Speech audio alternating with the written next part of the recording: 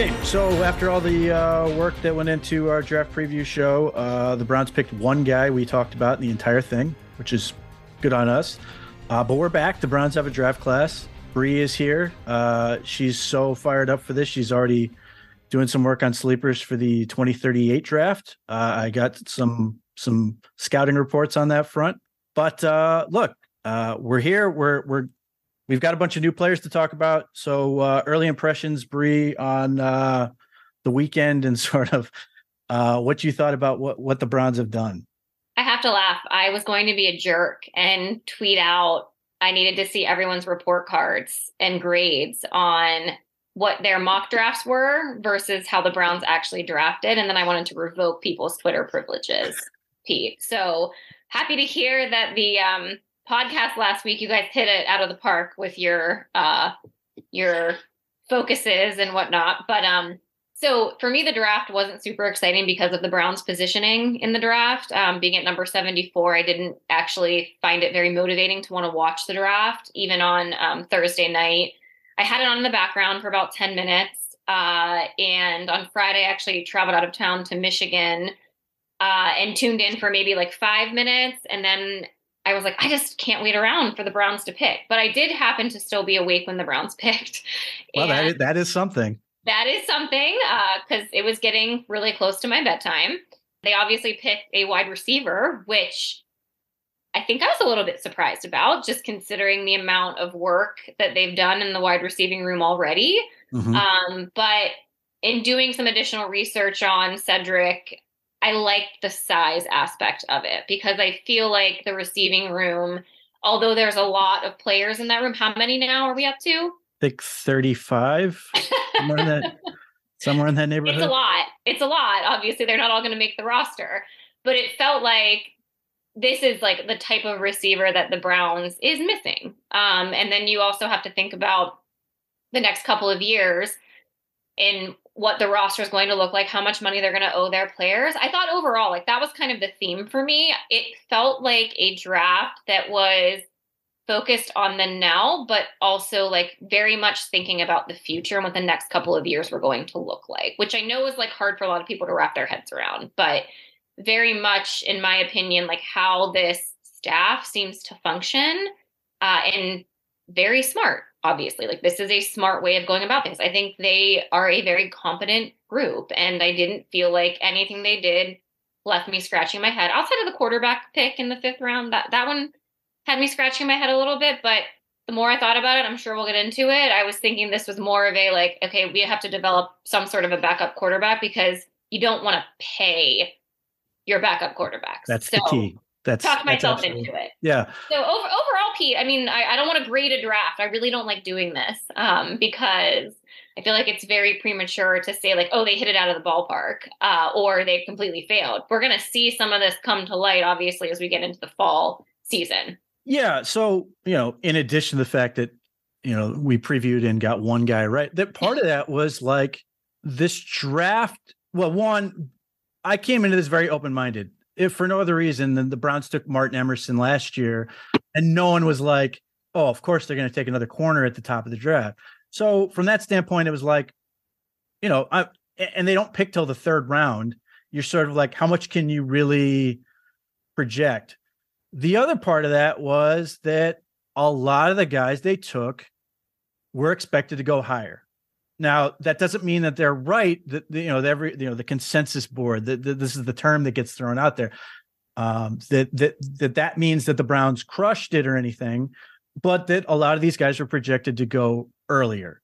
Cedric Tillman was one of those guys. Like, to put it in perspective, Dane Brugler he graded the Browns, or didn't grade them. He just said the Browns were his 10th favorite draft class, despite the fact they didn't have any picks, because they took like 5 or 6 of his top 100 guys.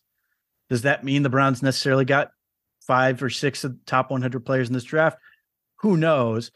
But, going into this, as an example, DeJuan Jones was expected to go early, like potentially end of the 1st round, early 2nd round, and then he's there in round 4.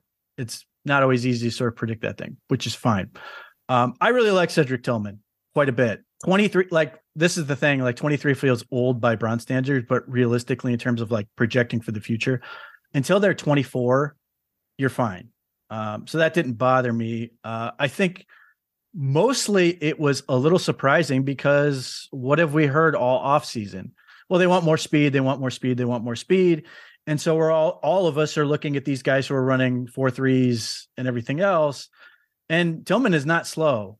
He's a 4.5 guy, but he's 213 pounds. That's a big guy moving quickly. And you can see it when you watch him. And to your point, it is about the future. Like Amari Cooper's got 2 years based on everything we project with his money and everything.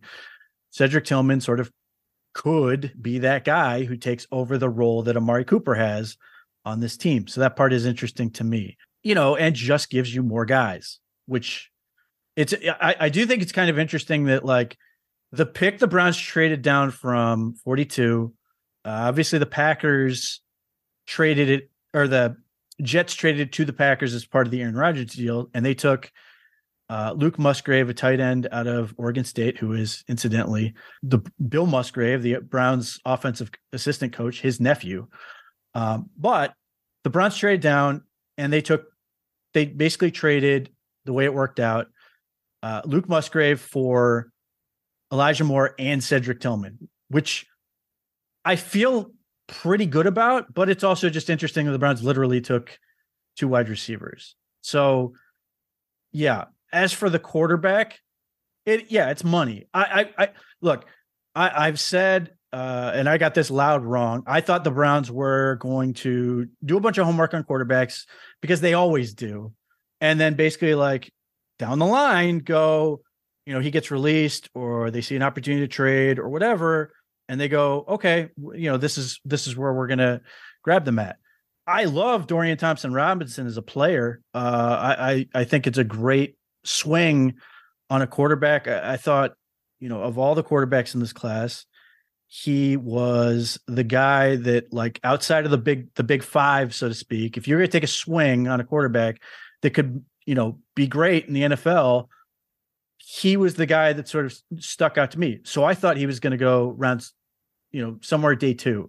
The fact that he was available at round 5 may have been too much for the Browns not to take him. But here's the thing with Dorian Thompson-Robinson. He has 50 games of experience, which I'm a huge proponent of experience in college. The guys who bust, like, just can't play dead in the NFL traditionally have very little experience in college. It just is super valuable. Obviously, he's big, he's mobile. His arm is stronger. It's understated. He threw really well at the combine in terms of like velocity and all those type of things. And, the cost element is huge. Look, I love the fact that they have Josh Dobbs back. He can be the eyes and ears on the field, or that sounding board for Deshaun Watson, but he can also be a great mentor for Dorian Thompson-Robinson. After a year, then Dorian Thompson-Robinson presumably will become the number 2, and they will have that guy with that has the same contract as Watson. And then towards the end of his contract, they may, if he looks good and everything, they may say, hey, we'll trade him for what, assets. If that's the case, if he looks good, quarterbacks are one of those weird things where, like, some of them increase in value despite doing nothing. And teams sometimes get very aggressive in trading for them, and you could potentially flip him for something down the road. So that part to me was interesting. Certainly, like most people, there were other positions I was looking at and there were players I liked, but ultimately, that's the position. If you get it right, you're not going to touch it in terms of value. So like I said, I don't love I like Dorian Thompson-Robinson a lot. I don't love the idea of carrying 3 quarterbacks on your roster.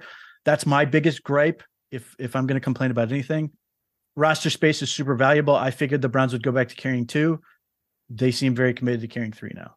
Yeah, I think the other thing about this draft first of all, can I just say, am I allowed to say that, like, we can now be called the Cleveland Buckeyes? As long as we can all agree that if these guys stink, the four they've got over the draft and undrafted free agency combined with Tommy Togia, that we take like a 10-year break from hearing, why don't the Browns draft Buckeyes? Because they're so good. And, don't get me wrong, Ohio State has talent. It's just we're one of the two states that have such an overpowering single college entity that you have this sort of thing. Us and Louisiana with LSU, where your pro teams go, oh, we got to get that guy. Like if you're Detroit, yes, there's absolutely a clamoring for them to get Michigan guys, but there's Michigan State. Like there's another element, but Ohio State is such a powerful force right in the center of the state, no less, that just becomes this very overwhelming force. They've obviously had, their crazy successful program. So it's not wrong to go, why don't we get more Buckeyes? But it's always funny because like the people who generally say that also, who their second favorite players are? The guys that do well against Ohio State. So it's very clear to get where their perspective comes from, which is fine. One of the guys the Browns didn't draft, I thought they might, Adetomiwa from Northwestern. I thought he played well against the Buckeyes. I thought that would be one more little element that would be a point to that. But what stands out to me with those two is they couldn't be more different. DeJuan Jones and Luke Whippler are polar opposites. DeJuan Jones is a starter home of a player at 6'8", 374. Yeah. His hands are 11.5 inches long. They're massive. Like I was thinking, I just want to like stand next to him. I've done it. He's physically bigger than Shaq just because of how much it's hard to. This was a girthy draft for the Browns. Indeed. Well, you watch Ohio State, Paris Johnson always looked like his little brother, and he's 6'6", 313. Like, I know. Like that was always just insane to me. And like, I've heard Paris Johnson described, he's like his big hands. He's like a normal sized water bottle looks like one of those mini ones in his hands. Like it's like that Andre the Giant thing. If you've ever seen the old pictures of him with a beer can, just massive. So, with him and Whippler, it's really going to be interesting to see how they do. Again, both guys expected to go much earlier. I'm not as surprised that Luke Whippler fell as maybe some people are, because he's a center and that's all he is. He's not a guy that you can put to guard. And I've already heard people try to go, well, the Browns have all these centers, maybe he can play guard. He is not a guard. He's not powerful enough. In a lot of ways, he's like Nick Harris in that respect. Yeah, but we also just think about that though. What backup number were we on for center last year? I mean, I don't hate the idea of getting depth on the offensive line specifically. So the fact that the Browns were investing in these positions with having the best, I'm going to say it declaratively, best offensive line coach in the league, to have guys that are able to step in and be able to play immediately, that's what we need, because injuries obviously happen and they can't be avoided and you can't predict them. I mean, you see the premium that an offensive lineman is. Absolutely. And this is also another money thing. There's 2 picks. Let's put it this way. Outside of 2 picks, the Browns picked 5 money position players. They picked a wide receiver. They picked a corner. They picked an edge rusher. They picked a quarterback, and I'm forgetting somebody, but whatever. 5 premium, those are where you spend your money. And the 2 they didn't were nose tackle, who they have a guy they're currently spending $14 million on, and then a center on a guy they're paying $6 million to. Almost sending the message that we don't really want to have to do this if we can avoid it. So let's make sure we keep investing there. But to your point, that's the thing. I really like the Luke Whippler pick, because he is a zone center. That's what he does. He wins with athleticism. He's really smart. He does these other things. He fell because he's only a center and probably only is a zone center. And he's not super strong at this point. And that's fine, because the Browns have Ethan Postage right now. So Luke Whippler gets that opportunity, but he's also been really effective at center. So to me, I think that's a really prudent pick. And you have this huge asset in this resource in Bill Callahan, and then his assistant who's making a name in his own right, Scott Peters, that like you get two guys that fell and now they potentially get the best coaching in the league. What is that going to do? And are we going to be looking back at this in a couple of years going, wow, everybody was stupid and allowing to get the Browns allowing this to happen? I'm curious, what is your impression with DeJuan Jones, like the noise that we've heard since he's been picked and why he fell in all of this? I don't know that I paid too much attention to the noise about all of it. I mean, like, again, when Andrew Berry spoke about him, first of all, was he the one that he called a human orca? Or was that? Yes. Okay. Yes. He called him a human orca, and he called him a modern day Goliath, which I really like. Okay. So, and listening to Andrew speak about the pick, they seemed very surprised that he was even available to them. And he talked about, I think they specifically asked the question of, he plays right guard. Would you be willing, would he be willing to step in and play left guard? And Andrew spoke up and essentially responded with, we want our guys to be able to play multiple positions. And they thought that DeJuan would be someone, obviously, as a depth position, not expected to start right away, that he would have to learn the additional positions and be flexible in that. But also knowing that, size being a factor, and, with Bill Callahan and how he wants him to be, what is the size they want while not losing that mobility. He talked a lot about that in totality with all of this girth that they added. They don't want to lose the speed and the athleticism, which is really important to these positions. I think there's a ton of upside here just based on the fact that he's not 100% sharp, but he can be molded into what the team needs. And I don't know what his playing time is going to look like, but there's going to be a lot of one-on-one time with him being spent at the rookie mini camps and going into training camp. And he obviously has a lot of really solid offensive line veterans on this team to be able to learn from. So I don't know, I'm excited for it. I know we're coming off of a day of Jed Wills picking up his option, which was funny because I felt like that they had a deadline, obviously, and there were a lot of questions being avoided, I guess, at the draft. I get it that Andrew Berry's I don't say these things. I don't think it sent the message that he would have liked in the way, you know what I mean? I think it made it sound more negative than he wanted it to. Because he always finishes with, but we're happy with Jed.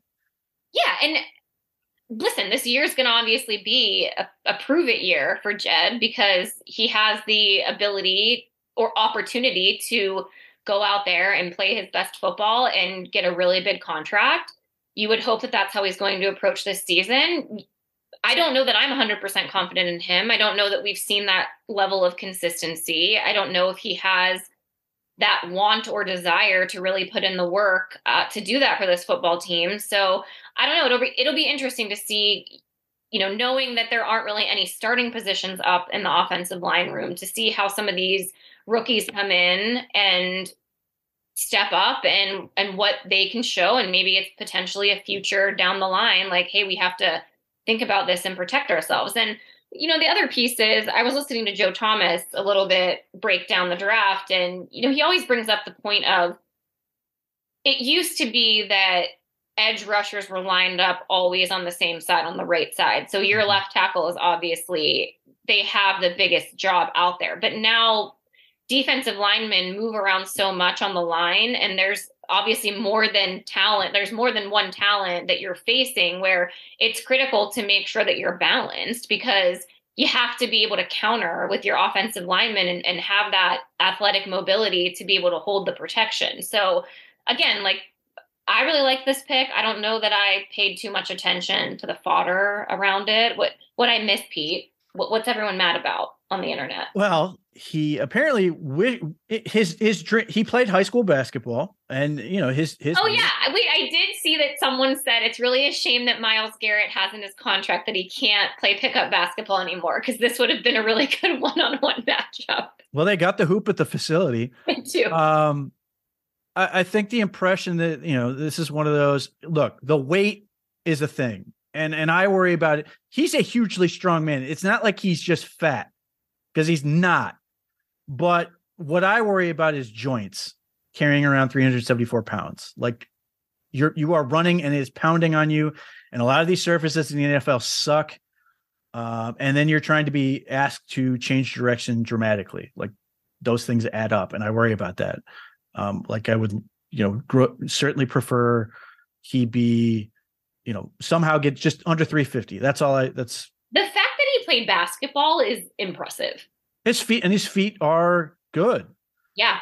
But he wishes he was an NBA player, not necessarily an NFL player, which isn't necessarily the end of the world, because I think deep down, Myles Garrett would probably rather be an NBA player than an NFL player. That he's going to go to the Hall of Fame in the NFL, or for the Pro Football Hall of Fame. But, and deep down, like, LeBron kind of wishes he was an NFL player, not an NBA player, and he's going to go down as arguably the greatest of all time. And then there's obviously the question about his weight. He didn't handle certain things in the draft process very well in terms of what he did with the Senior Bowl and his pro day. He didn't want to weigh in at his pro day, suggesting that he had put on weight. I don't know. Again, Pete, with all of that, though, I feel like this is where coaching becomes a really big factor, and the absolutely of the coaching staff. And Ron Brewer, the man who deals with, the player liaison guy, the director of player development the Browns have. Like, this is one of the things he does.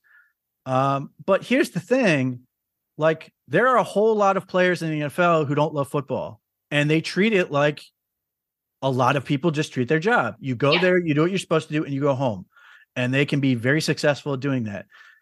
Is it a situation where DeJuan Jones is going to, fall into this trap of he's going to eat himself out of the league, or just not care enough about it, where, that is sort of his downfall? It actually feels like someone else that you're describing already. Well, the famous example is Aaron Gibson, who was a offensive tackle out of the University of Michigan, who went to the Detroit Lions and was enormous like this. And then he was 400 pounds and couldn't play. But I feel like coming from a program like Ohio State, though, there's already kind of that professional expectation and mindset within the university and how they operate, that it feels like it shouldn't be that hard to translate this into the NFL. True. Now, the thing is, though, like, he's been on his own a little bit, and sort of like, summer vacation, unsupervised, that type of thing, which is, again, not the end of the world. And he's 21. He will be 22, I think, in July or August or somewhere in that neighborhood. But he's a young man, like, and a lot of these guys, like most of these players are, have to grow up.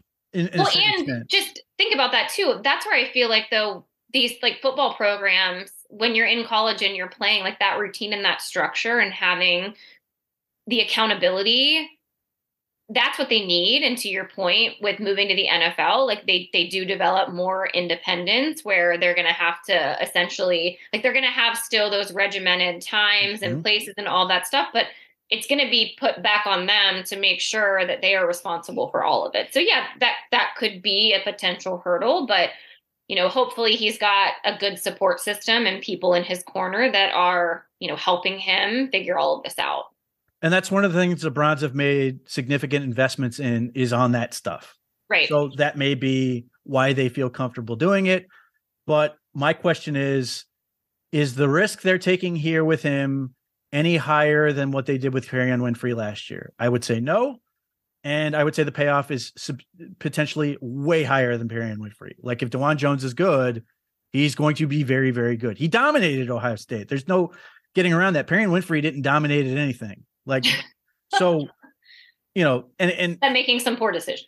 Yes. And it doesn't sound like DeJuan Jones is a bad guy. Right. It just sounds like he's a young man who's got to grow up, which is fine. But yeah. And you sort of alluded to Siaki Ika, who likes to be called Apu. His voice is a trip to me. He's got a tremendous charismatic personality. His press conference was interesting. I'm curious to see where that goes. I have some questions with him, but yeah, like, to me, I think in some ways the Browns draft represents a goal to match up with just how big the Bengals are.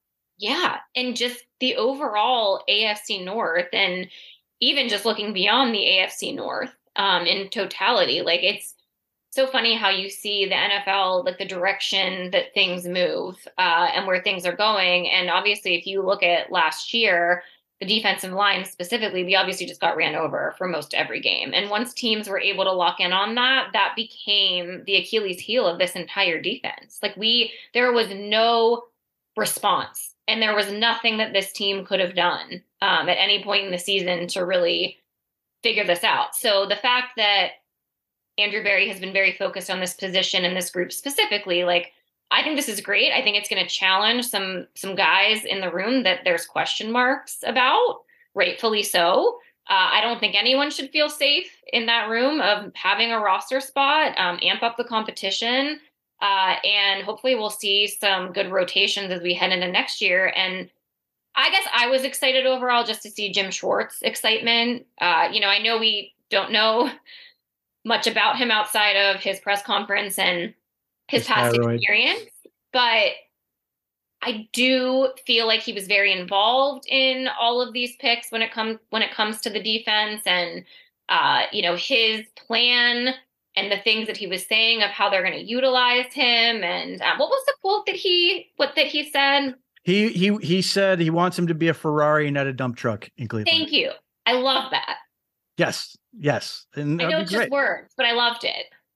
No, I mean, it communicates what he wants to do. So I'm excited to see what happens. I'm excited to see what minicamp offers and what the initial impressions are. And I'm excited for an update about Jim's thyroid. These are all the things. And the couch. Yes. And some closure on the anecdote with the couch. Anyway, yes.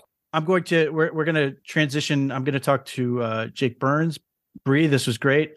I'm optimistic about where we're headed with this team in some ways, but I think everything you said was dead on in terms of they've given themselves a lot of options. They've given themselves some outs, and now it's on them to sort of make it work. The Cleveland Browns have received quite a bit of praise for some of their drafts, and I can see a lot of what the Browns are trying to do, but I have some questions. So I wanted to talk to Jake Burns of the OBR about some of the things that he is also questioned. So Jake Burns joins me. Jake, let's start with something positive. I'm a big fan of Cedric Tillman. I didn't necessarily expect the Browns were going to take him, but if you compare him to David Bell, who I'm fine with, and Anthony Schwartz, I think his tape is far superior to both. And to me, whether you believe he's going to be a star necessarily, I don't know if I'm willing to go there. To me, he looks like a professional wide receiver now. Yeah, I would agree with that wholeheartedly. So you go into it, and I think the point you made there, kind of where I was with the draft ahead of time with Tillman, where I just didn't, and this is just a me issue. We kind of get sort of boxed into those guardrails and just a belief that they won't take certain players. That's what I do. And I think it's largely influenced by a guy on our staff, Jack Duffin, and largely also by having, 2 kids and now added a puppy to the family. And I just don't have time to study all these guys. So like you try to filter it down to guys you think they might take, and some make the cut and some don't. Well, I've gone into this week. I know you put out you did a great job in your comprehensive review of everything about him, production, testing, and all of that. I'm kind of hone in on the film side of things. I'm finishing up tonight. I've finally spent what I think is around like 8 to 10 games is usually the threshold I try to hit on those. So I have a real feel for who those guys are. And much like you, there's a lot to love. There's a traditional X, in my opinion, that can play and do a lot of the linear. And that Tennessee offense is effective for them, but boy, is it strange. And it doesn't do a great service to NFL guys unless you're really looking at one position, which is kind of what Tillman does, right? He's going to run slants. He's going to run square ends. He's going to run, those vertical stem curls where he's either breaking it off 8 to 6, 10 to 12, 12 to 10. He can do some inside turn comebacks. He can do some outside turn comebacks, digs, just a lot of vertical stuff. They do that stack stuff. I'm sure all stuff, Pete, but just trying to illuminate the weirdness of that Tennessee RPO heavy offense. But he is going to do things in Kevin's offense that, they're going to fit whoever they want it to fit. If he's going to push Donovan his first year, or he's going to eventually fill the shoes of Amari Cooper if Amari leaves in a year or two, whatever that might be, you can see why he's a wide receiver type they love. He catches the football all over the place. He's got a good catch radius, certainly plucks it well, frames it well, tracks it deep downfield well. And then as far as, being able to do some of the things in the open field, he's a power guy. He's not an oily hips person after the catch. He can do a little bit of stop start here and there, but he's going to power through tackles. That's how he's going to make his way, but ultimately never going to be a yak monster in my opinion, but has the ability to, as his body, he's still 23, can get a little stronger, can end up pushing through some people and making some plays if guys are going to be weak at the catch point or weak right after that, trying to get him to the ground. So, like you said, a lot to like about him. The fit, you can see it perfectly in what they have done with X. And then I think that I was talking to another Browns reporter about this, and like projecting him, you got to understand, just because a guy doesn't do certain things, like doesn't mean he can't do them. So when you sorry about that, when you look at what he does, it's limited to certain things, but I think there's growth to be had in his release work, right? Where I think he was pretty good against press and guys getting physical with him and not getting boxed into the sideline, things like that. But he has a myriad of things I think he can soak in from Amari Cooper on different ways he can release against different pre-snap alignments. And there is, in my opinion, ability to run some more routes that they just don't have in that Tennessee offense because they're like a computer formula of an offense almost. So I think there's more to be found there. I think it's exciting on a baseline, and then you can certainly see why they'd be drawn to it. I'm just personally glad they took him at 74 and didn't end up taking Hyatt. I mean, that decision was made for them. I think he just is a far more well-rounded player. And, like you said, 22 wasn't good, but if you go watch that Akron game where he got hurt, that was a gnarly ankle injury when they came down and landed on that foot. So I'm actually kind of surprised he came back at all last year. The 21 tape is extremely encouraging, and there were still really encouraging moments in the 22 tape, but you can see why a guy like him, if he had come out after 21, would have been a lot more popular because he would have been a year younger. And I think he would have come off of that 1,090-yard season, 12 touchdowns, comes back, gets hurt, and that's where he loses a little bit of luster. But I'm glad they found him and stuck to their, what I think is, it's formulating into what I think they want their X, or even if they see a little bit more of him. I was a little bummed that question didn't get asked in the presser about his potential to be a more movable player at Z and motion and do some different things. And I think that he can do that eventually. And I know you pointed this out, and I kind of want to echo it as well, is he's a fighter, man. Like, he's not a passive blocker either. So a part of their wide receiver mojo here in Cleveland is you better block. And he's a very willing physical blocker who can do the job, whether screen game, whether downfield run game, where he's climbing to a safety or needing to crack down. If they want to put him in motion and have him crack those lighter outside backers or nickels, he can certainly do that. And I wouldn't put it past him to be able to get his body out and just give a second and a half on a crackdown pin pull stuff to block an edge if needed to. So I believe he's the right pick at the right spot. And that's the one I'm very encouraged about. Right. In fact, they used him on like tight formations. They'd put him as a wing or even a couple of times in line just to get him in there to push. What I like about him and what is so often a projection with these guys is the press element. So many receivers were going, well, what are they going to do when you press them? Jalen Hyatt's a perfect example because they move him away from everything. And that's fine.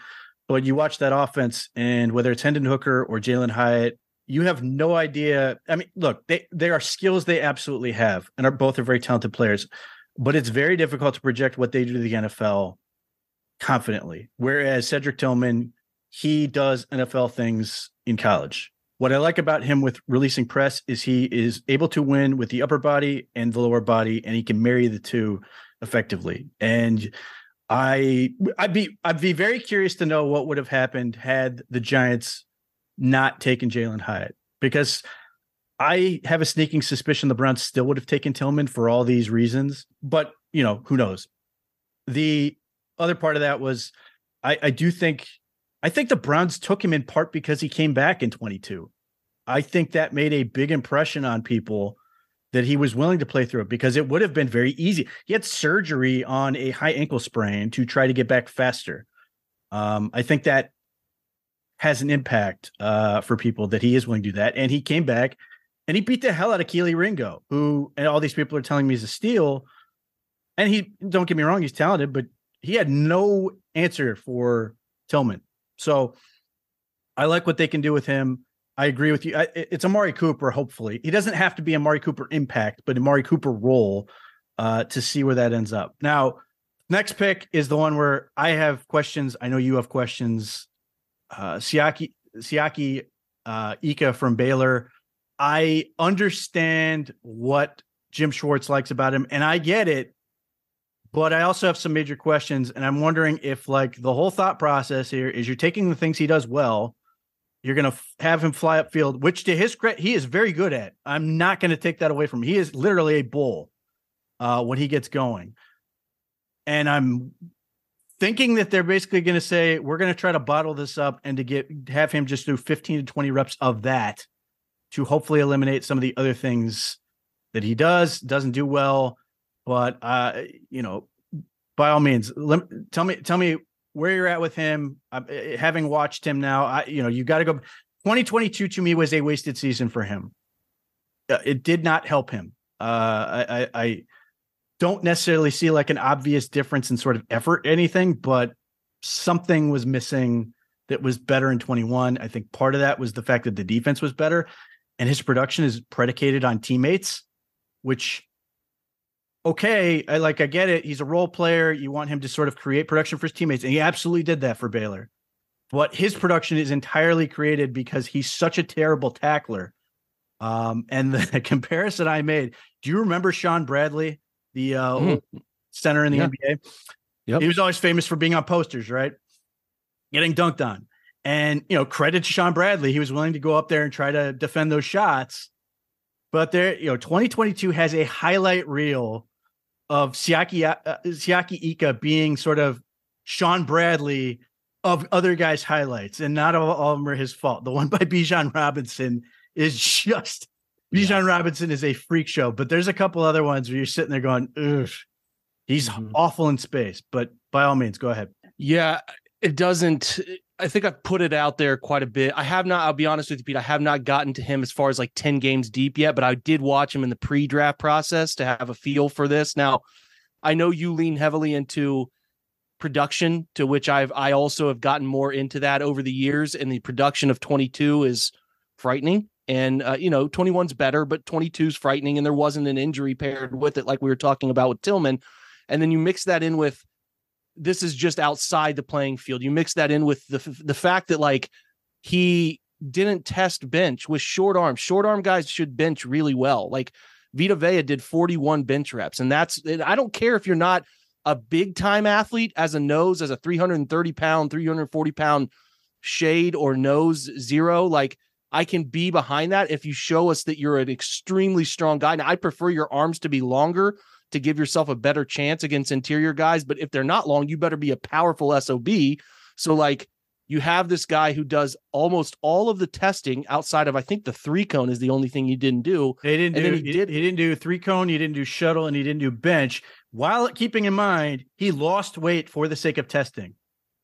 Yeah, exactly. So he came back to 335 at the combine and comes back 347 at pro day. That is where you're sort of like, come on. Yeah, raises the eyebrows big time. On top of like, okay, and you might be like, well, maybe he doesn't need to do that. He shows it on tape. And I interviewed a beat writer. I always do beat writer interviews for these guys, and they talk about he's plenty strong enough. But okay, that's your most dominant trait. Supposedly, a guy like this. That's like DK Metcalf not running the 40. It doesn't make any sense if you're not injured, and there was no injury. So it tells me I'm left to deduce nothing other than he just is not a strong upper body guy, which again, not the end of the world for beating guys quick upfield, but is a big deal for taking on double teams, which you can say we're a gap and a half defense all you want, but there are just going to be times where you're going to meet two offensive linemen, and you have to be able to handle that without getting washed into the next zip code. So, and I don't care if you're 330, 340, they're doubling your weight between those two guys. So you have to find a way, and you're not going to be a guy who's, no offense, he's a cheeseburger away from a perfect circle, which is good. It's a space eating thing. But if you can't beat it and you're getting washed, you're just being removed, and you need to be able to get skinny or do something creative. And if you're not strong, I get concerned. So like, I feel like, and this is just me, Pete, and he could end up, the best thing in the world here I want is Siaki Ika to prove me wrong, be great. I would love to say in 2 years' time, I just was flat out wrong about this guy. but I don't see the value of where he was selected. I feel like you can find these guys. Al Woods is a chief example of this for relatively cheap, and you can shuffle through them over the years to find answers here. I just want guys who have higher upsides around 98 to 100 and into the 140s, where we'll talk about another pick here in a minute. Like, I just want to chase that. That's the high of the draft and what your team should be doing, because you can find pieces like this at various other points and affordable in free agency. So he's not going to give you much pass rush. He has a swim move, and it's fine here and there, but when guys watch film for a living, they're going to eat it up. He has to have another answer. He doesn't have a very effective bull rush. He needs to add a push pull or a long arm, something. He's got to add. So, okay, we're asking him to add to the element that I don't think he's naturally gifted at. So you mentioned too, he struggles in space. It's great to get upfield, but if you can't break down and do something with that, oftentimes you're going to either put yourself in a highlight or you're going to just run yourself out of a play, which is a scary thing to think about for a guy who should be making plays redirect. Now, occasionally he does. He will redirect a play and somebody else will make a great play off of the redirection he does. I think he will do some things okay. But with what was on the board and some guys who are better athletes and you could get a bit more creative with and maybe still bring in an answer, I'm just not crazy about it. I'm not here to say like worst draft pick I've ever seen. I get their angle. You know, you're not going to find many body types like him all the time. You think you can get this guy who's two gapping at Baylor as more of a zero. And this is what I think. I mean, I think he is more of a shade one technique trapped in a zero body. So like, that's what I feel about him. And maybe that ultimately ends up being what Jim Schwartz is talking about with the Ferrari and the dump truck stuff, with going from two gap to one gap and letting him get upfield. And maybe that creates and unleashes a portion of his potential. But I just think that this is such a capped thing. Like, he's going to have a decent basement or whatever floor, because we're really asking you to play 15 to 20 snaps a game. We're not asking you to do what Baylor did, which was 35 snaps at his weight, which is just bananas to me, asking him to play that much. If you can keep his snaps like 15 to 12 to 20 in that range, let him do some very specific things, keep him off the field in third and pass, and then you have a chance to maybe have a decent player here. But it's not going to be, and this is the same thing that we ran into last year. And I know you know this, but people think that the picks the Browns make that start at 74 is the same as a first and second rounder, 74 and 98. Those are not first and second round guys. You have to understand where they were selected. So expecting David Bell, now you got a great outcome from Martin Emerson and a similar outcome that I think you and I expect for Cedric Tillman, but David Bell was the next guy. And it's like, oh, he's going to have 700 yards his rookie year. No, there's a reason he's available. There's a reason he's selected where he's selected, and you have to moderate your expectations on top of a position that you and I would agree is really hard to come into the NFL and do effectively right away. So that's why I continue to hope. I know Al Wood signed somewhere else today. I would hope that they go out and add another body at that position to make Siaki not be a forced part of this thing until it's fitting for him to fit a role. We'll see about that. But yeah, I mean, like I said, it's not the pick I would have made. I'm a guy behind a computer in Columbus, Ohio, though, so take that for what it's worth. But to your point, you can see why they did it. I just wouldn't have gone that direction. Right. To correct myself, he did agility. He didn't do jumps, which I thought was odd. That's right. Yeah, he didn't do either of those. And you're right. It's weird that a guy like that doesn't do bench press. However, here's the test I want. Here's what I want from every player. I want your power clean, because I feel like if he can power clean, that would explain a lot, because he does get a lot out of his lower body, and he does have, he's able to jolt guys, going upfield. The thing that will help him slightly is that he was their most threatening pass rusher at Baylor, and teams had to double him even in the passing game. He's not going to see that in the NFL. Or if he does, the Browns are in phenomenal shape, because that means he's so dominant that Myles Garrett is now getting singled. But yeah, here's what I'm willing to believe with Siaki Ika. And this is where I question it at 98. I'm willing to believe he can be a nice role player, but you picked him, at least in theory, because you're saying Dalvin Tomlinson's going to be gone in 2 years. We think this guy can potentially take over for that role. I'm dubious that that's going to happen. I think you're going to end up with a guy who's going to be sort of a role player, and that's fine. He can do some things that are going to help you, but I am very, like I said, dubious that he's going to ever be that guy. And again, if you're saying that the Browns are going to send these giants upfield, you are, and to their credit, I think they are aiming to this. When you pick, when you have Alex Wright, when you have Myles Garrett, when you add Isaiah McGuire, when you add Dalvin Tomlinson, and hopefully they're going to get starting 3 tech that can theoretically collapse the pocket. It makes him better. And if you watch, that's where 2021 Baylor is really good defensively, and Baylor 2022 is really bad, and that's when he gets sort of exposed. So that's where I'm sort of at with him. Again, I'm with you. I feel like when the Lions, I believe it was, that went up and got Broderick Martin, that the Browns sort of panicked and felt like if we don't get this guy, we're not going to get one. A little bit. I have no doubt they like him. I personally like Keandre Coburn better, and he went later. But I also concede that Keandre Coburn is not going to do what Ika does going up the middle in terms of being that dancing bear. The problem is, based on his athletic testing, he's more like a handicapped bear. Anyway, DeJuan Jones. So, there's this report that came out says he wants to be a pro basketball player. He has refuted that. Concerns about his weight, and that's fine. And talking to Bree, the point I bring up with a guy like DeJuan Jones is, first, even if you say he's the same level of risk as Perion Winfrey was last year in the 4th round, the upside is infinitely higher. DeJuan Jones dominated in college. Perion Winfrey did not. DeJuan Jones is a physical outlier to the point where you can envision him being just a force in the NFL, even if he's sort of more of a gentle giant, although you do get some interesting mean streak with him at times. And then the other part of that is, people don't want to hear this, but there are a lot of guys who don't love football the way a lot of fans do, or the way you and I do. And it's a 9 to 5 for them. And they're going to go do their job. They're going to collect their paycheck, and they're going to go about their business. And that doesn't mean they're not good football players. It just means they're not sort of the stereotype. So to me, I guess I'm curious to see, and we'll find this out, is because it doesn't sound like DeJuan Jones is a bad guy by any stretch from anything I've seen. That, who knows, but it doesn't sound like a bad guy. If he's a slightly disinterested guy who is now getting paid for it and looks at it as a job, he can still be effective as long as he doesn't, let the weight get out of control. And that is obviously a concern. When the Jets drafted Mekhi Becton, my fear with him, and unfortunately it's come true, and I can't necessarily, I'm only correlating that being that big and pounding on your joints can lead to bad outcomes, and then having to change direction dramatically. All these things are not good for your body, and some of these playing surfaces in the NFL don't help either. So I'm hoping he can get, my goal is under 350. But I also look at this and think 2 things. He can play zone. That is largely what he did at Ohio State, and he's pretty good at it.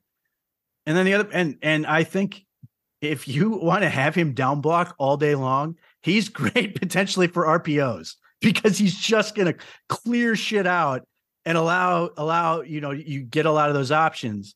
That's interesting to me. And then the last possibility with this is, listen, if you give him to Bill Callahan and Scott Peters and they mold him into something, and like in a year or 2, you could potentially flip him to a team who is desperate at tackle. They're always teams desperately needing offensive line help. If the Browns can make DeJuan Jones look like a professional football player, I think his value becomes immense. They may look to say, hey, we can trade this guy for assets. I'm not saying that that's the way they did it, but it's just an option. Everything about this, and you nailed nearly every segment, every part of that segment, is what I want my team to be doing in the draft, which is this guy in this range is first and second rounds, big investments, totally different. But in this range, and it was why I was so into the 98 selection of Adi Adebawore, was like, if this guy becomes who we think he could be based on the traits and the tape, I get the tweener stuff with Addy and all of it. We're not here to really go down that avenue, but like, that's the thing I want you doing. The upside of that selection is so worth it that it's a 4th round pick. And if it doesn't pan out, look, I got a spoiler alert for a lot of you who love to judge just your team's drafts. Go look at the league. It's not encouraging. You do this for a reason. I know that there's like the idea of the consensus boards, and I was talking to Kevin Cole about this the other day, that an air quotes steal against the consensus board does not, it doesn't result in as many of those being this great outcome as you think it is. But nonetheless, I want you to take risks on guys whose tape is extremely good, who you think are great athletes, and you see their ceiling becoming something that matters in the NFL, to which, again, for your organization, again, that is something we'll touch on in a minute with another selection. But with Jones, to your point, there's a chance his life in the run game here, based on where I think the whole thing is going, is easier for him than it was at Ohio State. And it could be a really, really effective thing for him if he's going to be, and the Browns have shifted to a more gap than zone team, but I think they're going to be running more tight zone than they traditionally inside have. Zone, inside zone's got to be if they want to be a heavy RPO team, inside zone is going, and they did this last year with once Deshaun got in there. That will be so much easier for him. Yeah. That he can just literally go forward. He's explosive off the ball. His first step is unbelievable.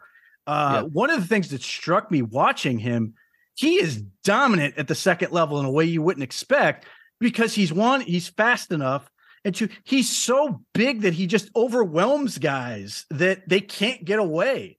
And that's an exciting element to this. Like, you talk about, if we're going to risk, what is really the risk with Dawan Jones? That he decides he doesn't love football enough to be good at it, or that he eats himself out of the league?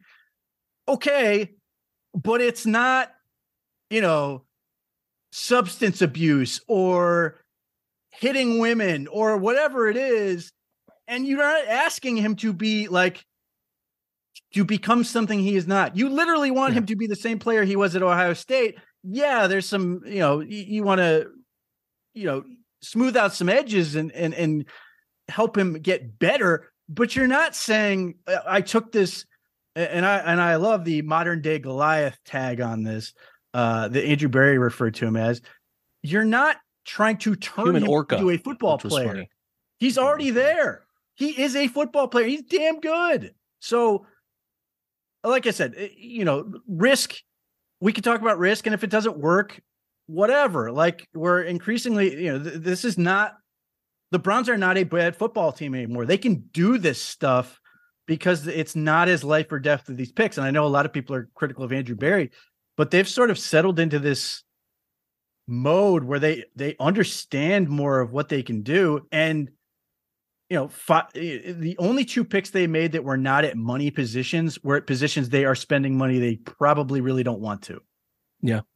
Yeah. And to wrap up, DeJuan, I think in a way that you're referencing here is like, if you made a good point about how he's so gigantic and the wingspan is so unique that even if the technique isn't great on whatever they're asking him to do, whether they're asking him to reach, whether they're asking him to work a double team and climb or get around a backside technique on tight zone or whatever, down block, whatever they're asking him to do, he's so big that the lack of a technique being flawless still means he gets it done. The same in pass protection. If you go watch him at Ohio State, he can get beat, but he is the arm length.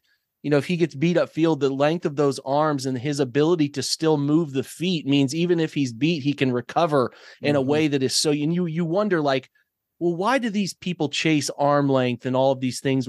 Go watch him, because this is an example of, there are things he can clean up, definitely, but there's just he has the ability, the margin for error for players with this body type and athleticism paired with it makes them so desirable because of the wide. And we talked about this with Myles Garrett too. Like, Myles Garrett can get pressure by just rushing because his bend is so, he doesn't even have to do anything unique.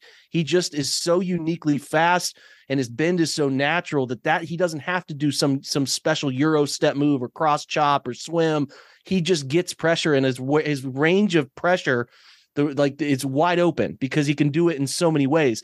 And that's why you want to tackle. Now, DeJuan is not there, but he's talented enough, and he's done enough at the college level to show you that even the reps that aren't perfect, he has this ability to recover. Now, the question, to your point, which is what you started talking about and nailed, is why is he there? Well, yeah, I mean, if you're in an interview with a guy And I just don't think he interviews well. I'm not sitting here saying the report today is true that he told these people, I want to play basketball. It's my dream. I think that that's just word salad that gets mixed up. I think this guy he's a smart guy. He's a very cerebral. If you talk to people at Ohio State, he's a very smart guy, but he has to know that the money for him is in football. He knows that he can still love basketball and it doesn't wreck his career, right? Like Miles is playing pickup games as just a minor example. Not that Miles loves basketball more, but like these guys have hobbies. They have hobbies. So like he clearly probably in some alternate universe wanted to be a basketball player. But when the checks start hitting the bank account and you start to realize this is my only path to financial freedom for the rest of my life, it does have a tendency to change guys. I talked to this about Kevin Clark on Ryan Russillo's podcast recently, illuminating like the Jalen Carter thing and talking about how Greg Hardy, Greg Hardy, way back when a scout gave Kevin this story about how he went to Ole Miss to talk to him about him. And he's like, he's just not here at practice. He didn't show up. Like he would do this often. And then Kevin was kind of illuminating, there's a top 20 player in the league who does this, a wide receiver in the league right now who was the same way in college, was hit or miss being at practices, just an absolute wild card personality. And he says, but this is way more common than the public recognize the risks that are taken on personality and commitment and passion and all of that stuff than we think. And, teams are risking it often. And it's about finding the guys through that muck that will figure it out. Now, again, what you're hoping here, to your point, is, and kind of what I'm saying is that money matters. And this is the way he can make a living. The body was built to do it. Can he keep the weight down? Even when he's been at his heaviest, which again, we talk about weigh-ins, combine, and pro day, was pretty peculiar that he weighed 374 at the combine and then chose specifically not to test his weight at his pro day. Is I think he still, even when he's heavier, wears the weight okay. Like I don't see some he's not gigantic, a fat guy. No, he is like literally the Thanos nickname is a funny thing. And I had said a second ago, like Andrew Barry called him a human orca. Like he is a unique 6'8.5", 375, where if he could get to help his joints and stuff out 350. And I would be interested what that looks like for him. But here's the thing. He's got everything in front of him. It's clear teams were nervous about the commitment he has to being the best. And I think that is something teams want to hear. And if you're rubbed the wrong way, it's not hard for me to see teams being like, this guy has in the Senior Bowl, the way the disappearance thing, the weirdness and all it's not even remotely difficult for me to understand why teams were passing on him. I still think him getting to 111 is a bit crazy to me, but I'm very happy to the point you said a second ago. The Browns are in a position to take the risk because at worst he washes out, like you said. Okay, it's pick 111. We gave this a good shot. Our process was strong, but if he hits, he's a 2-contract right tackle. He can play. He will be your guy, and he can be an absolute nightmare for teams in this division. And I think that is so much worth that pick that I absolutely. It's just kind of, it made me a little frustrated. If you go back and watch the stream we did on Saturday, like it's just the complete opposite of pick 98. And I love the way they thought through that pick. And again, they have to get cheaper at offensive line at some point. And I certainly know that they're keeping a very close eye on that. So everything around it, great. Loved it. We'll see if they're able to bring the culture together of the guys that are in that offensive, like Jack Conklin, Batonio, those guys being around him, teaching him up. Let's make sure him and Jed don't spend a ton of time together. Maybe let's keep those guys veteraned up as best we can here. But that's the thing, though, Pete. I'm sure you would agree with me. Like adding him in and then adding Luke Whippler in, they're so talented. They really are, like 7 to 8, and you could push beyond 8 if you wanted to, of just very, very gifted guys. And I think that I'm excited about now is I've been talking about this 2-year offensive line window where they're pretty clearly going through 25 with Jed's picked up of his 5th-year option and everything settled in. And then after that, it's sort of uneasy. Well, they've given themselves a lot more options after this draft, and Dewan is kind of the leader of that charge of giving themselves more options for where they can go from here. So I have nothing but good things to say about that pick.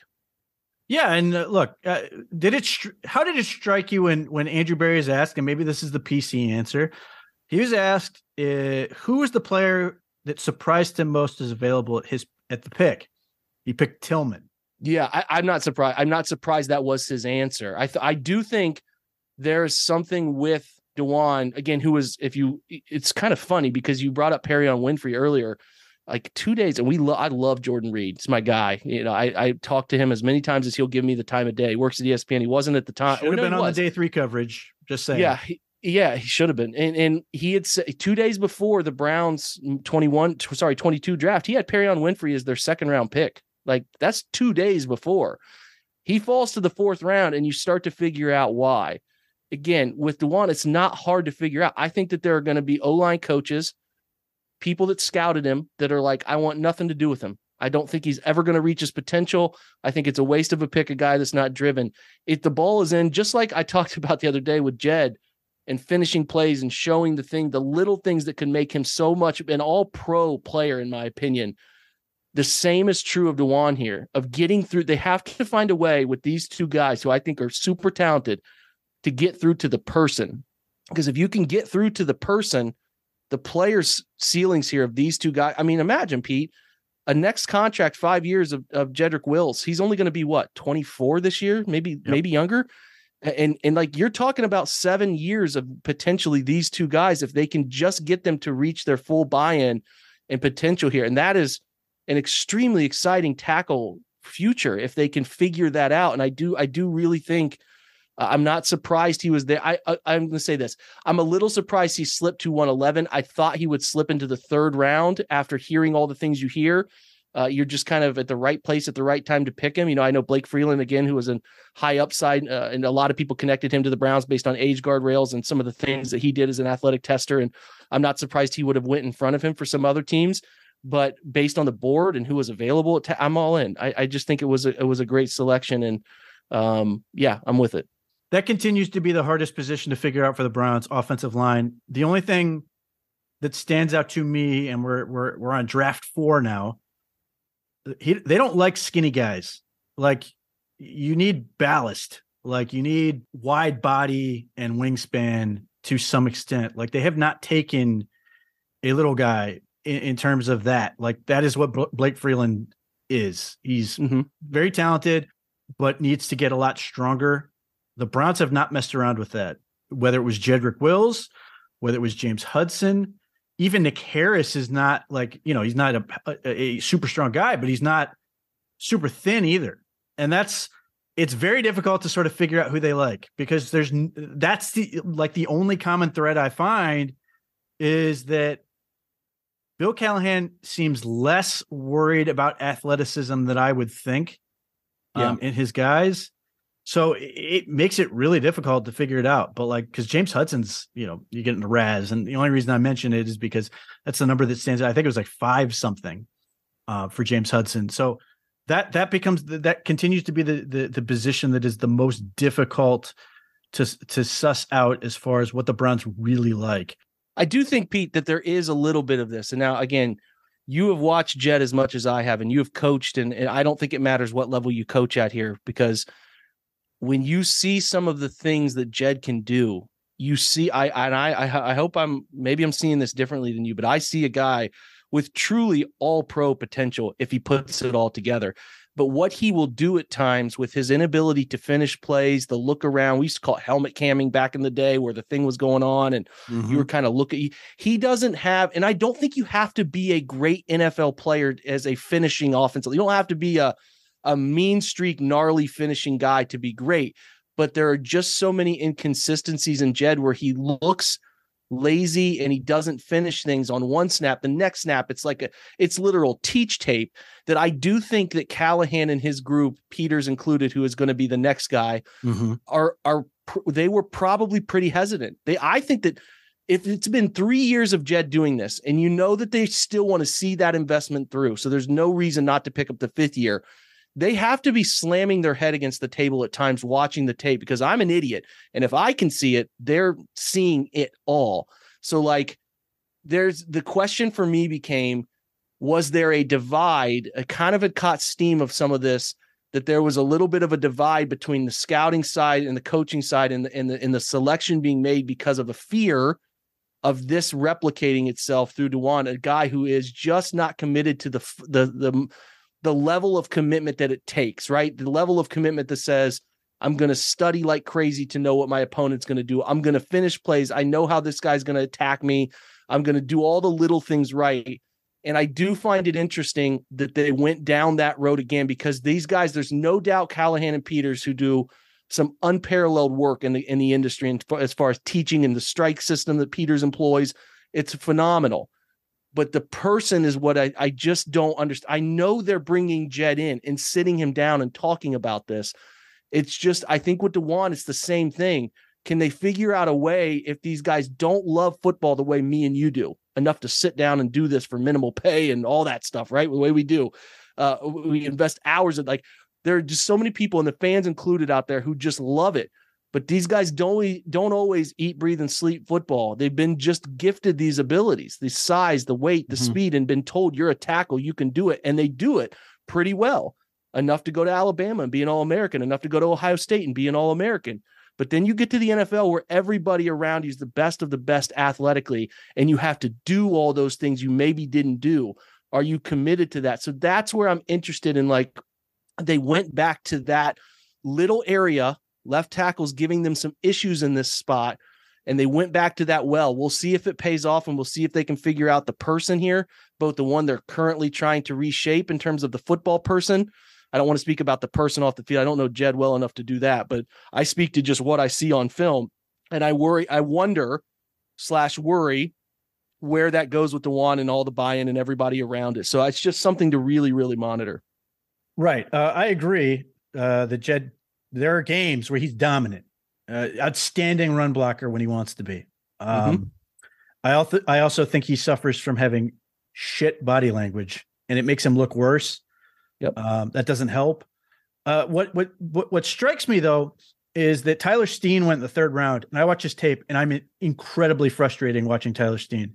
Effortless pass blocker. So good, so easy for him. And then he run blocks, takes a great first step, gets in position, and just stops playing. And it just, another Alabama tackle, and obviously is at Vanderbilt. No, I go ahead. Sorry. Obviously it was at Vanderbilt first, but like, and there were people like the Browns could draft Tyler Steen, and you know, it was a possibility, absolutely. But that was what went through my head, was if you hate Jedrick Wills, Tyler Steen is going to drive you insane. Yeah, and I think too, and I didn't see Steen as more of a match, so I didn't go down that path a ton. I do agree with a large part of what you're saying there, but I would say on tape, though, and you correct me if I'm wrong here, but I didn't see these issues with DeJuan. He didn't play lazy brand of football. And now, again, it's easy to be, let me put it this way. Some guys are able to go from those situations where at Ohio State and Alabama's and Georgia's, where you're winning 11 games, 12 games, and they're able to go to the NFL where they're highly picked and can handle some of the tough stuff that comes. I mean, losing football games in a manner in which they've never lost it, right? There are guys who are just not born to be around losing locker rooms, the tough times, right? Guys who are there to ride the wave of the wins. Not all guys are built wired to handle the tough, the 8-9 seasons and all that comes with how you have to build yourself up as a team. So again, that's going to be different for DeJuan. I mean, we think the Browns are going to win a lot of games, and we're not sitting here trying to go like the Browns are going 7-10 and he's going to have to figure it out. But there is that element of it too, especially with Jed, with some of the struggles that have been what I would call unnatural for him from his playing career at Alabama and high school and all of that stuff too. So that's an element of it that I don't think people talk about enough, is the personality of handling the tough times, because those tough times you see in the NFL are just never going to be the tough times that you see in very rarely going to be the tough times that you see in college. So that's just another wrinkle I kind of wanted to run into there. Yeah. Look, watching DeJuan Jones on tape, there are times where he's a clock watcher, undoubtedly, but there are also times where you see him reach and then go and get somebody else. And there are times where you see him down blocking a guy and stick that giant right arm out and, you know, slow down another guy coming downhill. Like there are plays, even pass protection, where the play's over, and he's got the guy, he's mirrored the guy 10 yards away from the play. Like, and you see that, and you see there's a flicker in there that you're sort of like, okay. And these are other things you sit there and go, how did he last as long as he did? So I agree. I think he's a little bit of a, perhaps he's an extrinsic motivation guy in some respects. And maybe that's part of it. That you ride a little bit of a wave with him. But again, watching some of the players come off the board, it's difficult to understand. Isaiah McGuire, certainly a player that any number of Browns fans thought was a possibility. Makes a ton of sense for what the Browns want to do. He's a power end. I have just finished watching an ungodly amount of tape of him. I feel like 126 is about right. Yeah. With where he went. I do not, if they took him at 74, you'd be like, okay, I get it. Or 98. Okay, I get it. But when you're talking about like the 74th pick, I always came away going, I wish I loved him a little bit more. And having gone through in some of these games for like the third and fourth time, does not use his hands very well. He wins with his lower body a lot, which is great. And he's very powerful. His explosion is elite by testing, and you see it on the field. I understand why he fits. He slants really, really well. And if the Browns want to do a whole lot of slanting and stunting, he will be really good at that. Would not surprise me one bit if in 2 years he's 280 and just becomes that base end. And I assume he's going to be a base end that kicks inside because he's so strong at the point of attack. Stout run defender, masterful in many ways at defending cutbacks. Like he gets how to do it. He dents well when it comes to taking on pullers. There's just a lot to like about him football wise. If he can get better with his hands, I think there's sort of more room for him to grow. But part of the reason I think he's right where he should be in the fourth round, I think he's going to be a good NFL player. I don't know that he's going to be I don't know that it's in there for him to be a great NFL player. And there's no shame in that by any stretch being picked where he is. I think he can be a very nice cog for this team for quite a while. Yeah, the fact that you had illustrated there is why a lot of people, myself included, were fine with him up near 98. I think he is going to be a serviceable to good NFL player. Like he's going to find a niche. I left a lot of when I watched him this year. Now I haven't done my post-draft deep dive you talked about, you just did, and a lot of my stuff is pre-draft on him, and that's not as deep. It's a little more like an inch deep, mile wide stuff with the pre-draft. So, with him, what I saw, and it echoes again what you said, he plays through power. His best success as a pass rusher is when guys get tired of figuring out how to deal with the power, and he can make a very simplistic move off of, like the Browns called him slippery as a pass rusher. Power is his base. That's what he does well. Go watch his tape against who did the Steelers? Was it Broderick Jones, the right tackle? Very, very good tape for both guys. Sort of illustrates one of the concerns I have in terms of McGuire. I don't think he sheds blocks very well at this point. If the guy gets him, he sort of got him. But listen, he gives Broderick Jones a game. But Broderick Jones has trouble dealing with his power. And at points, Georgia specifically puts an extra guy out there to try to help in the run game. And it doesn't always work. But Steelers also got Darnell Washington, and Isaiah McGuire humbled him a few times. But yeah, look, I mean, whatever here's the thing, the picks I like the best, the Browns just pull up Georgia and go, who are they playing? This is our draft board. They got three guys this year who played Georgia and played really well. Well, four, I think, with Whippler and DeJuan Jones, who both played well in that game. You go back to last year, Alex Wright played against Georgia. I don't know how well he played, but it was sort of like their way to say that this guy is able to hang with these guys, perhaps too much. They relied on that one, but yeah, that was a great tape, a great competition throughout. Isaiah McGuire, there's only one game I found where he's ever on the left side. And so, yeah, like they're not running away from anybody. It's when he's in the game, he's going against Broderick Jones. I think him and Alex Wright have a chance to be a nice little backup edge duo. Like I really do. Yes. Basing it away from what we expect Okoronkwo to be able to do here, starting and getting majority of snaps. Now, again, Oko's never played more than 550 in a single season. So there's a little bit of like, you want to see him uptick that a little bit based on what they're paying him. So we'll see how that all shakes out. But yeah, he's he can be a fun early down guy, to your point about power and the ability to kind of anchor cutbacks and the way he can feel out run game. You ask, why is he there? Because that's what we should be doing. And fans are always just like, look at this guy we got. Instead of the first question you should always ask is, well, why is a guy that you love and crave, like, why is he there at 126? Well, to your point, he gets beat and there's a level of, okay, I'm kind of done. Like he doesn't do a great job of combating that. And he has to. So what does he have to do? Right. He can play to a base level of power. He can handle that, whether that's anchoring and trying to fit and set an edge, or whether that's trying to work through an offensive tackle. He's got power. He can do that, but that's not enough in the NFL. You have to be able to do counters to what you do as a powerful player. And I think that's what he has to develop. If he fails to develop those things, he might be a one contract guy. But I think even in that one contract, there is enough here to find a role that fits here. And if your point is right, which I think is on the right path, where he could bulk up and get to 280, 285 and be that, what was the name of the guy who there, DeMarcus Walker, who was just there in Tennessee. Yeah. Like that's a role that I think he could play and play effectively where, it's, and I too am of the belief I don't like pass rushers who win similar ways all the time on the field together, like because quarterbacks start to predict that. They have a feel for how to manage the pocket. And I like a guy that if Miles is going to force a quarterback to step up, I like a rusher opposite of him at times, or whether that's Okoronkwo stays on the field and they kind of work one of those youngsters in with him who can do things differently. And I think his path to the quarterback is going to be different than some of those guys. So I really do like the fit. I think to your point, it's not like this was some late steal. I feel like he was best fit around 111 to 126.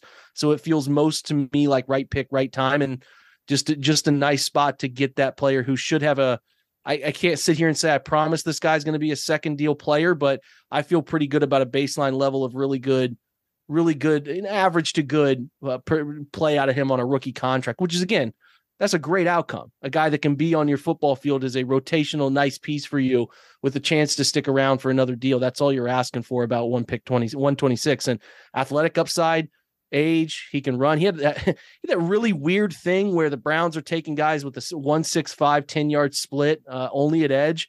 He ran like a 4.72, but is a 1.59, 10-yard split that like Dane and the Athletic have and some others.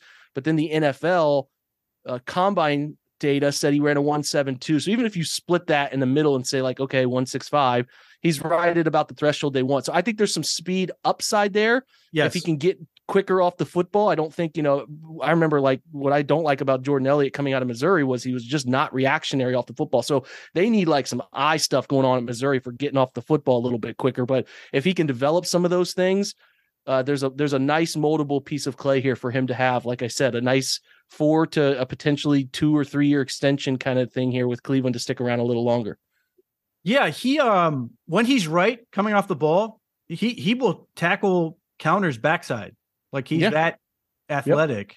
But yeah, this is the second Missouri guy with super promising tape. We'll see how it works. But yeah, like I said, a lot to like. I think they got him right where they should have. Here we go. Dorian Thompson-Robinson.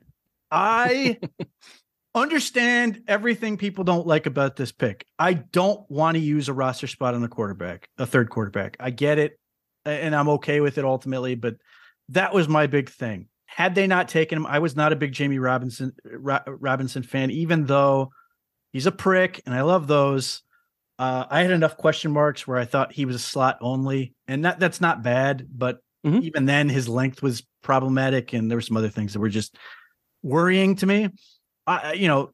So to me, it was like him or it was either take DTR or a running back, and I have major questions about running back now. They have to answer those, but here's the thing: you get a quarterback, 50 plus starts, got better every year, played in an offense coached by Chip Kelly, who had Bill Musgrave with him in the Eagles. And it still stands out to me that when Kevin Stefanski was asked about Bill Musgrave, that is one of the things he mentioned specifically, having that experience in the Chip Kelly offense. I've watched his Cal offense with those spread concepts he puts in there. I expect you're going to see a lot of that stuff. And Cal's offense is very impressive for having very little talent. Mm-hmm. Dorian Thompson-Robinson has a big arm. He's athletic. There's, it's the same thing as with DeJuan Jones. Super high potential upside with him. If you hit, you're in business, because I think ultimately you take him. Obviously, you've got Dobbs here. Team Mond, I think, is in trouble. The island is real estate is cheap. Get in while you can. You've got Dobbs there for a year, who's going to be helpful for Watson, and I think he's going to be helpful for DTR in sort of getting him to understand when he needs to both to be a successful NFL quarterback, and then to be Watson's backup. And then, in a couple of years, if Robinson improves, you can trade him. And there's always an appetite for quarterbacks who sit around and do nothing on successful teams. And if the Browns are successful, mysteriously Dorian Thompson-Robinson would be worth a whole lot. So I'm curious to see how that works out. So listen, it's always the mystery box in this case. And there are certainly players you can point to that you can say specifically, I would rather have this guy than Dorian Thompson-Robinson, but by all means have at it. I think that there's been, as I've gone through now the show and my original follow-up of the draft, and then whatever the hell that was I did last night, like, I don't dislike the player. I think he's a fine player. Everything you have just mentioned about not only his improvements, his scheme fit, his personality fit that they love, like, he's also, I mean, he's wildly athletic, and that's a large part of coming in and starting in a wild scenario where maybe Watson misses 2 games with a hamstring issue or something, knock on wood, is like, he can do the crazy stuff, right? You can get away from and these guys, backups hold on to the football longer than they should because it's all coming at them a mile a minute and all that. I get it. Everything I get. I was even on board with taking a quarterback in this draft, like 190 or 229. But as we saw with the Sean Clifford was selected. The quarterback run happened way earlier than I thought. Oh, I thought DTR would go. I thought DTR would go day 2. Honestly, I thought he was the home run swing to take. If you just said, I don't want to invest big, but I want to take a shot at somebody I believe can be a franchise quarterback, potential has the potential to be that guy. I thought DTR was that guy. I was surprised he was available to the Browns in the 5th round. I think the Browns are probably, even if they don't want to admit it, maybe they weren't, but I was surprised. I suspect they were surprised. Yeah, I would imagine they said, we love this guy too much to just not take him at this point, right? They were probably hoping they wouldn't be forced to make that decision at some point, but it just does get there. Again, my philosophy here is the best outcome for him is the worst outcome for the Browns, which is that he gets a chance to play because whatever the 230 they invested in goes wrong. Whether that's in that range of outcomes is he doesn't play to the guy he used to be, he gets hurt, seriously hurt, there's some relapse in what got him in trouble in the first place, any number of things. That's the best out, because at that rate, you can actually see if DTR is a worthy player to be dealt somewhere. If he just comes in and has great preseasons, he might go for like a 4th or a 5th, like what you kind of maybe some team gets super desperate and says, well, give you a 3rd. But the Kevin Kolbs of the world went for. But how long has that been? Like that? Yeah, I know. You're right. You're 100% right. It's just one of those things that happens, and unfortunately, I don't want to. Supply is not caught up to demand with quarterbacks, but it keeps flirting with it. Like, I've kind of settled in. I can't change the pick, so I have no choice here but to settle in. In my philosophy is this: you believe in Deshaun, you think he's going to give you another deal. I think, some teams are like, I had somebody DM me, and again, they were not argumentative. They were just giving their side of it and why they thought I could be wrong here. And I was like, hey man, Sean Clifford was taken by Green Bay because they have Jordan Love. Like, these, I don't mind if my team has like Carson Wentz, where you gave him an extension, but you're kind of unsure about him, or like Jordan Love specifically. Teams that don't have young, locked in quarterbacks, I am all about doubling. Like, and I'm talking New England's the famous example of taking one all the time. Well, Tom Brady was getting old. That's why they kept taking one as often as they did in the earlier portions to see if they could figure it out. So, again, I could be wrong. This guy could blow up and it could work out and they get a 2nd or a 3rd for him. And hell, who knows, in some alternate universe, maybe he ends up being this great player who Jalen Hurts-esque takes over someday. I don't know. That's in the range of, it's a non-zero thing, probability that could happen. Very slim. I just feel like, people will say it's a throwaway pick. They got 2 in a row. It's a 5th round. I'm with that for the most part, but I would rather swing for a Talanoa Hufanga who pick 180. I would rather swing the bat for those guys than take a quarterback in a position where you feel like you gave your soul to getting this quarterback you got, who doesn't need all of these other extra things. You gave him everything in the world. So just like, I get it. I want a good backup. I just must think more of Dobbs than the world thinks of him. I just think you could work that out, maybe get a guy later or unearth a UDF, or even, to your point that you and I went together on in the offseason talking about how to bring Kellen Mond along, and he gets to the point that he could be that. Like, I just didn't think at 140 it was the most worthwhile thing. But again, a lot of pick 140s fall off the face of the earth in a year or two. And if he's around your operation for 4 years, maybe even sticks around beyond that, there are worse things that can happen here. I have cooled off from my initial just sheer disappointment with it. Again, I think he's the right quarterback for them to take it. Even in my pre-draft Browns big board at quarterbacks, that was the first guy on my list.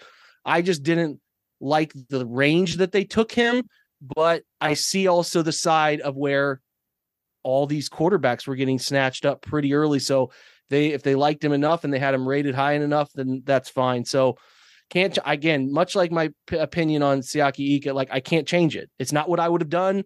I can't change it though. So you try to see what they are seeing and hope for the best possible outcome. And to me, the best possible outcome is that he has really great camps. He goes to, maybe this year they go to Philly and he has a strong showing there, and the word starts to trickle around to other coaches, has great preseasons for a couple of years, and you can get a third or somebody even more hungry if he gets a couple spot starts and plays well to get a second out of it or something. So that would be the greatest outcome. I think Watson's going to bounce back and be a large portion of the guy he was and all they've seen. So I don't really see a path to him being the guy here, but that doesn't mean you can't take what was a 5th round pick and maybe in 3 or 4 years turn it into a third. And there is some value to that. On the same token, I understand a little bit too. Not my path, but not like they picked a punter here or something. Like, I think, didn't San Francisco like trade up for a punter or something? Kicker, yes, 3rd round. Kicker, there you go. So yeah, it could be worse. Who is your guy at 140 if they didn't take DTR? Like, who would Jake Burns have picked? Well, there were safety options I was intrigued by. Like I was really intrigued by JL Skinner just from a size, physicality standpoint. I would have been interested in him. To your point, Jamie was still there.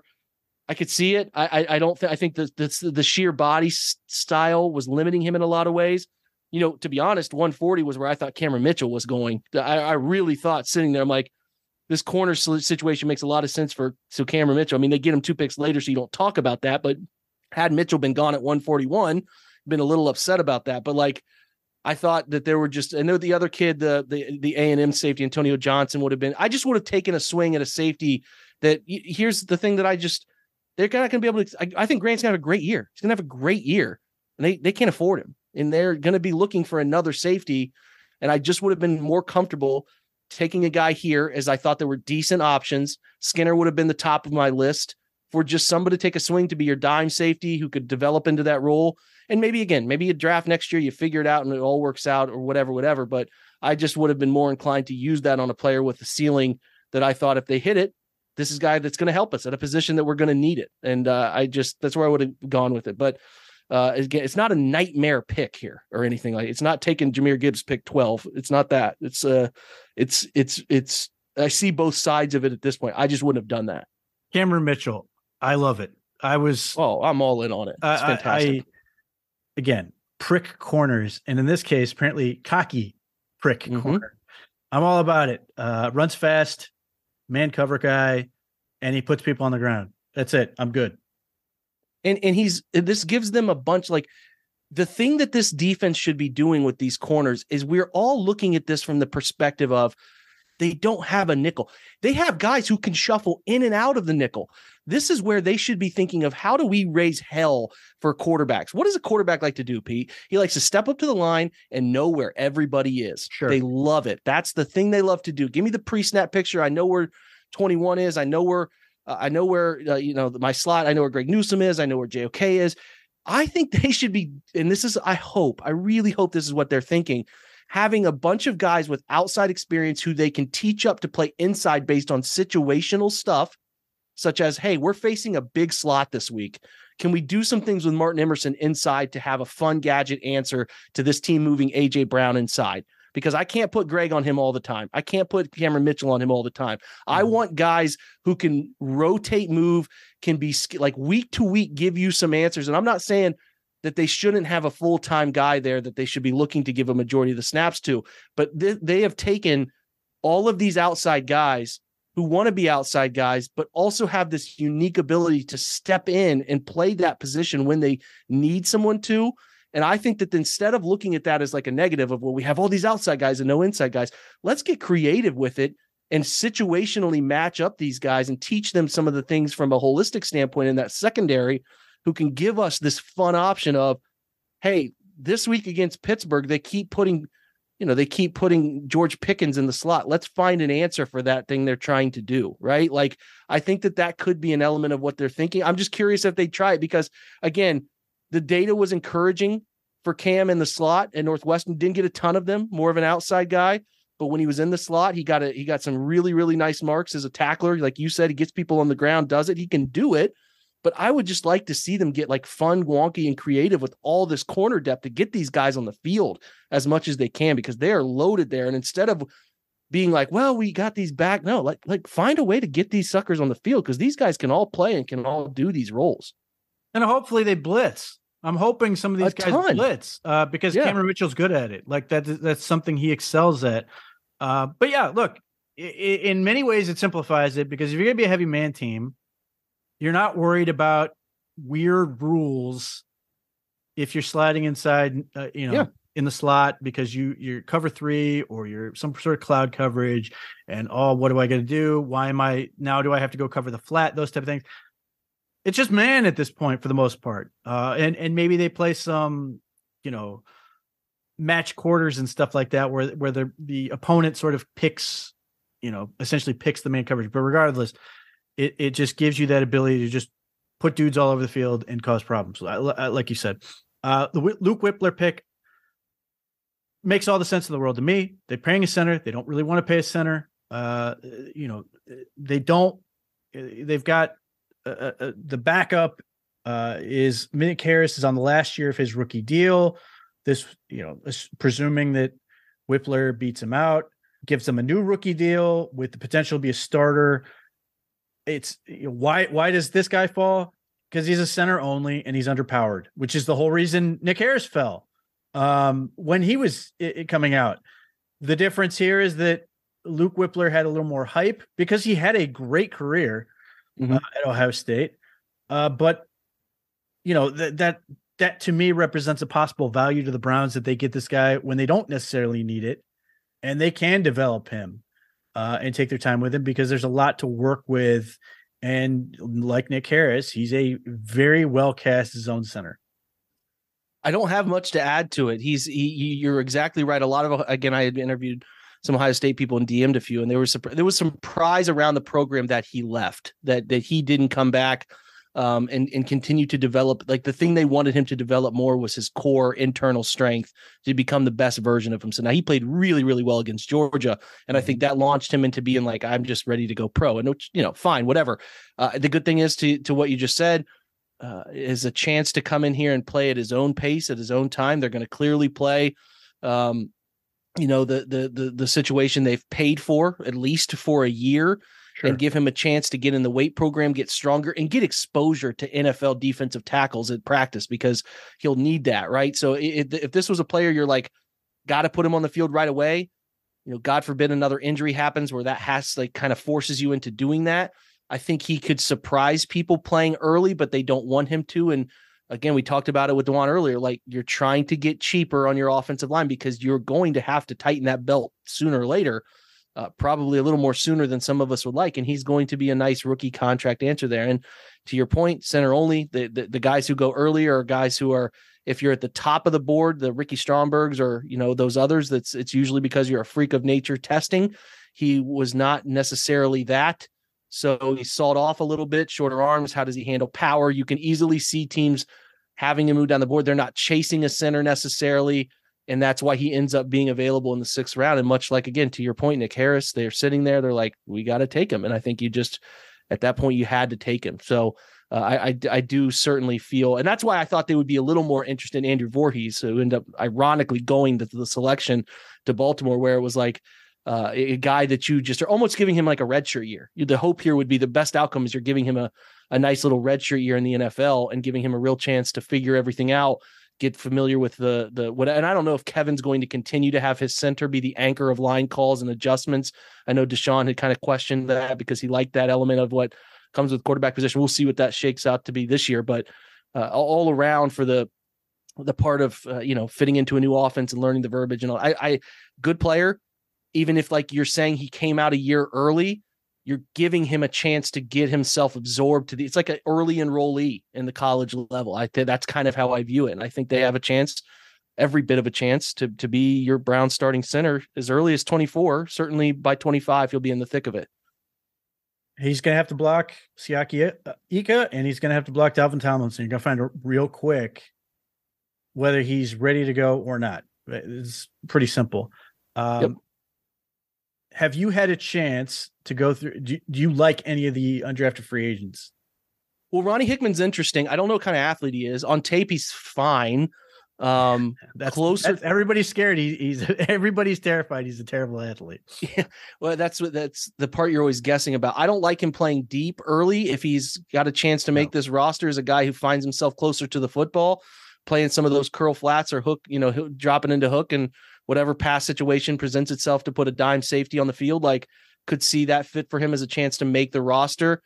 Mahmoud Diabate is interesting. I talk about, again, a guy, great athlete, goes to Florida, highly recruited.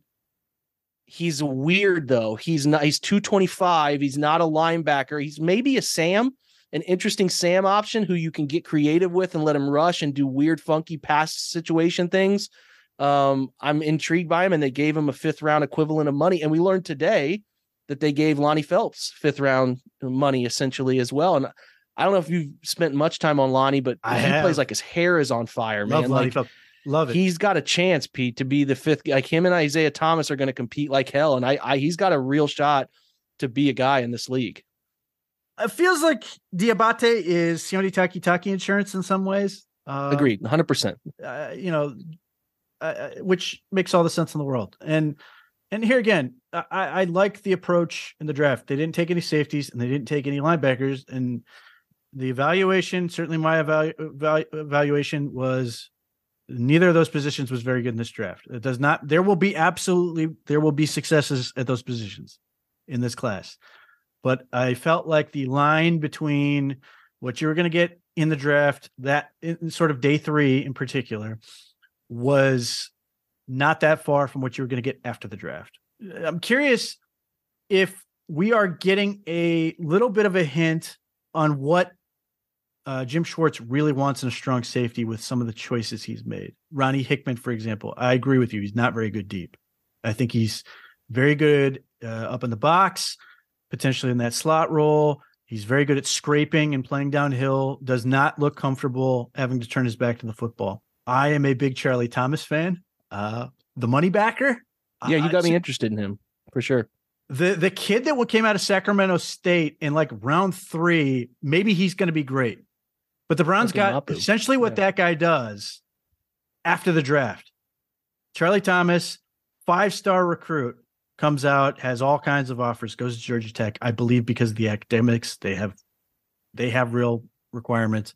Plays, around 216, has a ton of plays behind the line of scrimmage. Money backer, they have him do a whole lot of things. He's got a lot of coverage experience. He's got like 300 and some odd reps in the slot. To me, maybe the Browns have some weird convoluted thing where they're like, he'll grow into it. But I think you put him at safety, either in the slot or strong safety as a box player. And he's a demon on special teams. He creates turnovers. Like there's at least one example of him going DeAnthony Bell punch in a game and taking the ball out. Like I'm interested to see what they do with him. But yes, Lonnie Phelps, there are probably 20 teams that don't like Lonnie Phelps because his agility and his hips and his ankles suck. It just for his size, it's like 244 and he runs like a 7.33 cone. Just not what he is. But what he does is he flies off the ball and he is super strong. Another one, I'd love to see what he does power clean wise because he did 31 reps on the bench and he ran some ridiculous time in terms of his 10-yard split. I think it was like 157. And he's a 4-4-5 guy, 5-5 guy. And you put him out in that wide 9 and you race up the field. And then at some point you have him turn, convert speed to power, use his leverage, and just drive into the offensive lineman. And he's a problem. And he's another guy who will thrive on stunts. He's an extremely cheap flyer to take on that Takk McKinley role to try to take on mobile quarterbacks. Obviously, Lamar Jackson's still going to be in the AFC North. Joe Burrow is athletic. I guess Kenny Pickett can move a little bit. I don't care. But more speed. And now theoretically, if he can lock down that position, that last edge rusher spot, whether it's on the practice squad or on the active roster, I'm with you. I think he has a really good shot to make the active roster. And now you can go with, if the Browns defense does what you hope it does, it's 3rd and 10. You can put Myles Garrett on the turd, whoever that is. You have Okoronkwo and you have potentially Lonnie Phelps speeding off the edge, or you could put them on both on the same side, whatever you want. And suddenly you are super fast with all kinds of options to do nothing but kill the quarterback. And the other thing that's about Lonnie Phelps, he has a ton of experience on special teams and kick coverage. And I would not be the one to be that guy who has to block him because he's just a missile. He is a cannonball coming down the field. So I'm very excited. In fact, all of the later picks and all the undrafted free agents have extensive experience on special teams. Yeah. The only thing I question here is what they're doing at running back. Now, there have been people to confirm. I mean, there's stuff there to like about. I think it's Hassan Hall. I've seen some things, not enough. He's certainly athletic enough, but again, he feels like at his best of his best, he's maybe a more athletic version, less vision inclined. I mean, I know Dearness Johnson wasn't a great athlete, but he had a real knack for patience and finding the way to make people overcommit to where he was going and burning them for that. And I don't, again, he'd be a form of that. Like, people that are connected to the Browns, obviously, and held one of their voices on the radio has said that they were interested in offering for DeAndre Swift. So I don't know exactly. I mean, I just remain interested. I thought it was a class to really, and I know you and I have done a mock draft together. There were guys, even all the way through to the end where I thought Keaton Mitchell could have just been a fun dart throw. But again, we'll see. I mean, I think there's a veteran back somewhere that they will be inclined to go after, because you cannot just be, and I like Jerome Ford plenty, but you cannot be one injury away from Jerome Ford being the bulk of your carries, a solo option here. So they've got to make some move, but that's the only position that I left myself now through the UDFA decisions and whatnot, kind of like there's some work to be done there. So we'll see. Well, that and 3 tech. I mean, there's just and backup free safety. Those are all positions where I think they aren't done. And they have to keep working. But Hassan Hall is a spread back. For what the Browns, everything seems to point to what they want to do. Hassan Hall is a guy who's going to run very fast and take up the empty space that theoretically you're going to have by spreading everybody out. He's going to have better blocking than he had at either Louisville or Georgia Tech. Production's not very good. Has viability as a kick returner and some of those things. But yeah, I mean, it's, Jerome Ford. I like Jerome Ford, but Kareem Hunt stunk last year and Jerome Ford had 8 carries. Now maybe he's... That's true. The worst nightmare scenario, though, Pete, is that they decide to just run it back with Kareem, which I cannot see them doing. I just don't think there's some good options out there. Too slow. But yeah, it's not enough to me. And maybe Jerome Ford is going to crush it this year. And I hope he does. But my thought was always, okay, he's great. And I got another guy. So I'm stuck with having all these great running backs. Okay, I guess I'll have to deal with that. So yeah, I am curious to see what they do. Like I said, the 3 tech, they've got it. They don't have a starter. They don't, and they've got to deal with that. Backup free safety, I think they get some fun options that could allow them to do some other things. But yeah, they're in a good spot theoretically if they can address those other things. You you always come into these drafts and you think, like with Jadeveon Clowney last year, you have to think that Andrew Berry has something sort of potentially lined up. He is the Russians in the Hunt for Red October. They don't take a dump without a plan. That to me is sort of Andrew Berry. So I feel like there's another shoe to drop on that front, but we'll see.